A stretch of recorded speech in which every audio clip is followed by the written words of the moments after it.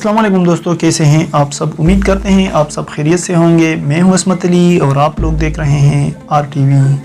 JUI के रहनुमा मौलाना फजल रहमान ने chief of army staff general Qamar Javed Bajwa से मुलाकात की और आज़ादी मार्च के हवाले से तबादला ख्याल किया। इस बात का इंकशाफ बुध को निजी TV चैनल के प्रोग्राम में एक एंकर की जानिब से किया गया। मज़कूरा एंकर उन सहाफ़ियों में शामिल थे जिन्होंने दीगर सहाफ़ियों के हमरा वज़ीर-ए-आज़म से मुलाकात की। मज़कूरा एंकर के मुताबिक मौलाना फजल रहमान और आर्मी चीफ की मुलाकात चंद रोज़ कबल हुई थी, जब उन्होंने आज़ादी मार्च का ऐलान किया था। प्रोग्राम के शरीक मेज़बान का कहना था कि आर्मी चीफ ने मौलाना को यकीन दहानी कराई कि वो जमहूरियत और आईन के साथ खड़े हैं और हम वही कर रहे हैं जो आईन हमसे मुतालिबा करता है।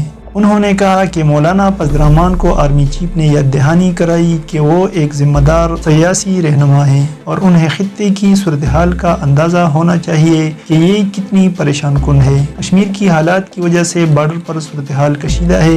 आर्मी चीफ ने ईरान सऊदी ताल्लुकात का भी हवाला दिया और मौलाना से कहा कि ये डरने के लिए दुरुस्त वक़्त नहीं, क्योंकि मुल्क की मईशत को दिन रात मेहनत से दुरुस्त सिमत की तरफ ले जाया गया है। प्रोग्राम के शरीक मेज़बान के मुताबिक आर्मी चीफ ने वाज़ेह किया कि वो इस वक्त किसी भी तरह के अदम इस्तेहकाम की इजाज़त नहीं देंगे। आर्मी चीफ ने माइनस इमरान के इम्कानात को भी मुस्तरद कर दिया, क्योंकि वही आईनी सदर हैं। उन्होंने मौलाना को बताया कि आप और नहीं में उन्हें माइनस कर सकते हैं।